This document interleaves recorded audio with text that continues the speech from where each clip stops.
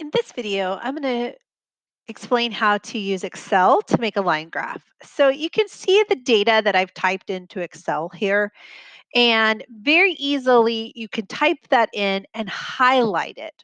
Now, once you highlight it, then you're going to want to go to Insert, and we're going to choose a chart based on the line graph. So you'll see it here, line graph. If you'll click on the drop down arrow, you'll get lots of different options. I want the very simplest. If you want to do a little bit more elaborate, you can. But I'm just going to choose one. It's pretty easy.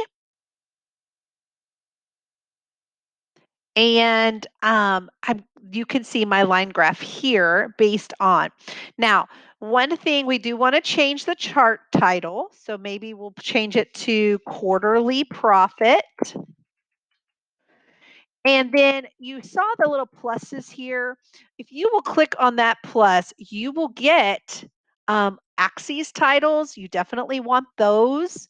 And you can take the legend off if you want or not want. That's totally up to you. Now, if you do the axes titles, then you just click on them and highlight them. This is profit and this is quarter.